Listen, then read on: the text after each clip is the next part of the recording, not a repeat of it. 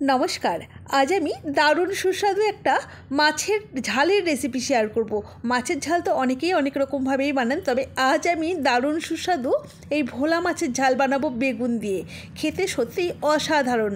আর দেখুন রেসিপিটা তৈরির জন্য এখানে আমি দুটো ভোলা মাছ নিয়েছি। মাছের ওজন রয়েছে 650 গ্রাম। আর আমি লম্বা করে একটু বেগুনও কেটে রেখেছি। তো মাছটা এতটা ফ্রেশ ছিল কি বলবো আর। তো মাছটাকে ধুয়ে পরিষ্কার করে নিয়ে আছে। এখন এর মধ্যে দিয়ে দিলাম পরিমাণ মতো লবণ আর পরিমাণ মতো হলুদ গুঁড়ো। মাছ আর বেগুন দুটোর মধ্যেই কিন্তু দিয়ে নিয়েছি। এখন মাছ আর বেগুন নুন হলুদ দিয়ে বেশ ভালোভাবেই এভাবে ম্যারিনেট করে নিচ্ছি। এভাবে ম্যারিনেট করে মোটামুটি ওই মিনিট 5 রেস্টে রেখে দেব। এতে করে মাছের ভিতরে নুনটা ঢুকবে আর মাছ ভাজবার সময় কড়াইতে আটকে যাবে না। ততক্ষণে একটা বোলের মধ্যে নিয়ে নিচ্ছি 1 টিস্পুন জিরে গুঁড়ো, হাফ টিস্পুন ধনে গুঁড়ো, সুন্দর একটা রঙের জন্য হাফ টিস্পুন কাশ্মীরি লঙ্কার গুঁড়ো দিয়ে দিলাম আর 1/4 টিস্পুন দিলাম হলুদ গুঁড়ো। অল্প জল দিয়ে মশলাটাকে গুলে রেখে দেব। এতে রান্নাতে বাটা মশলার একটা এফেক্ট আসবে, খেতে কিন্তু দারুণ টেস্টি হবে। তো এখন রান্নাটা করবার জন্য গ্যাসে একটা কড়াই বসিয়ে একদম ধোয়া ওঠা গরম করে পরিমাণ মতো সরষের তেল গরম করে এই যে নুন হলুদ মাখিয়ে রাখা মাছ দুটো দিয়ে মিডিয়াম ফ্লেমে আস্তে আস্তে মাছ দুটোকে বেশ সুন্দর লালচে করে ভেজে নিতে হবে। তাড়াহুড়ো করা কিন্তু একদমই চলবে না। তো দেখুন বেশ সুন্দর লালচে করে মাছ দুটোকে ভেজে তেল ঝরিয়ে তুলে নিলাম। ওই তেলের মধ্যেই ওই যে নুন হলুদ মাখিয়ে রেখেছিলাম বেগুনগুলো বেশ সুন্দর লালচে করে ভেজে নিচ্ছি। এই বেগুনগুলো ভাজতে কিন্তু সময় একদমই লাগবে না। দেখুন মোটামুটি 2 থেকে 3 মিনিটের মধ্যে বেগুনগুলোও ভাজা হয়ে গিয়েছে। এখন তেল ঝরিয়ে বেগুনগুলোকেও একটা পাত্রের মধ্যে তুলে নিলাম। ওই তেলের মধ্যেই রান্নাটা হয়ে যাবে। তো ফোড়নে অল্প একটু কালো জিরে দিয়ে দিলাম, আর কিছুই দিলাম না ফোড়নে।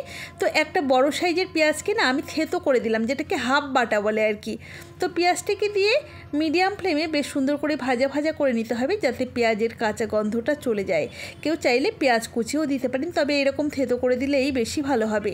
ঝালের জন্য দিয়ে দিলাম পরিমাণ মতো কাঁচা লঙ্কা বাটা আর ওই যে মশলাটাকে জলে গুলে রেখেছিলাম সেটা দিয়ে দিলাম, স্বাদ মতো লবণ দিয়ে দিলাম।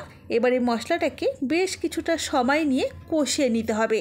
মশলা কষিয়ে নেওয়া যত ভালো হবে রান্নার স্বাদ কিন্তু বন্ধুরা ঠিক ততটাই বেশি ভালো আসবে। মোটামুটি 4 থেকে 5 মিনিট সময় নিয়ে মশলাটাকে কষিয়ে নিয়েছি। মশলাটা ভাজা মতো হয়ে গেছে। এই পর্যায়ে এর মধ্যে দিয়ে দিচ্ছি টমেটো পেস্ট। এখানে আমি দুটো মাঝারি সাইজের টমেটো পেস্ট করে সেটাই দিয়ে দিয়েছি। তো এই টমেটো দিয়েও বেশ ভালোভাবে মশলাটাকে আরও সুন্দর করে কষিয়ে নিলাম। মশলাটা শুকিয়ে গেছে।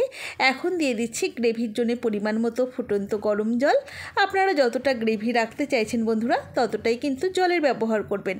তো গ্রেভিটাকে বেশ ভালোভাবে নাড়াচাড়া করে মিনিট 2 ফুটিয়ে নিয়েছি।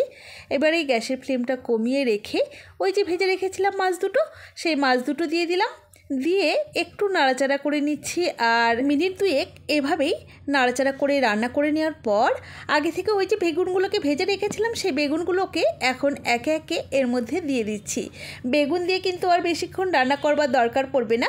তো বেগুনগুলো দিয়েও একটু হালকা হাতে নাড়াচাড়া করে নিচ্ছি আর গ্যাসের ফ্লেমটা একদম কমিয়ে রেখে ঢাকা দিয়ে জাস্ট 2 থেকে 3 মিনিট রান্না করে নিচ্ছি।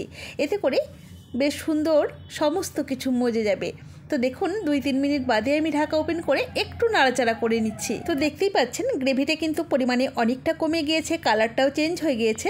তো এই সময়তে এর মধ্যে 1 মুঠো ধনেপাতা কুচি দিয়ে দিলাম। অবশ্য করে ধনেপাতাটা দেবেন, দিলে স্বাদটা খুব ভালো আসবে। এবারে গ্যাসের ফ্লেম বন্ধ করে কিছুক্ষণ স্ট্যান্ডিং টাইমে রেখে দিয়েছিলাম। তৈরি হয়ে গেছে দারুণ সুস্বাদু বেগুন দিয়ে ভোলা মাছের ঝাল।